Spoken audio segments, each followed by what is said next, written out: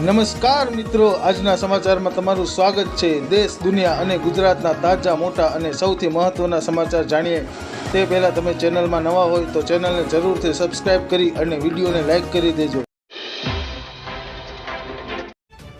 નમસ્કાર મિત્રો, આગળના સમાચારની વાત કરીએ તો ગુજરાતમાં ધીરે ધીરે તાપમાનનો પારો વધી રહ્યો છે, ત્યારે લોકો બેવડી ઋતુનો અનુભવ કરી રહ્યા છે। લોકો સવારે ઠંડી તેમજ બપોરે ગરમીનો અનુભવ કરી રહ્યા છે, ત્યારે આ બાબતે હવામાન વિભાગે જણાવ્યું હતું કે દક્ષિણ ગુજરાત તરફથી સર્જાયેલા સર્ક્યુલેશન ડિસ્ટર્બન્સને કારણે આ વાતાવરણ સર્જાયું છે।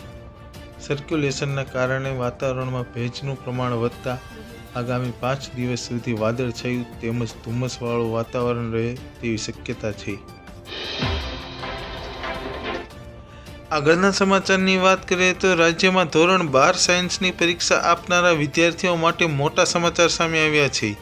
વાત જાણે એમ છે કે આજે ધોરણ 12 સાયન્સની પ્રેક્ટિકલ પરીક્ષાની હોલ ટિકિટ શિક્ષણ બોર્ડની વેબસાઇટ પર મૂકવામાં આવી છે। મહત્વનું છે કે આગામી 19 ફેબ્રુઆરીથી ધોરણ 12 સાયન્સની પ્રેક્ટિકલ પરીક્ષા શરૂ થવા જઈ રહી છે, જેને લઈ હવે વિદ્યાર્થીઓ બોર્ડની વેબસાઇટ પર લોગિન કરીને હોલ ટિકિટ ડાઉનલોડ કરી રહ્યા છે। આગળ મહત્વના સમાચારની વાત કરીએ તો રાજ્ય સરકાર દ્વારા છેલ્લા 2 વર્ષમાં કરવામાં આવતી ભરતી વિશે માહિતી આપતા મંત્રીએ જણાવ્યું હતું કે વર્ષ 2022 અને 2023માં રાજ્ય સરકાર દ્વારા વિવિધ વિભાગોની કુલ 35,038 જગ્યાઓ પર ઉમેદવારોને નિમણૂક કરવામાં આવી છે।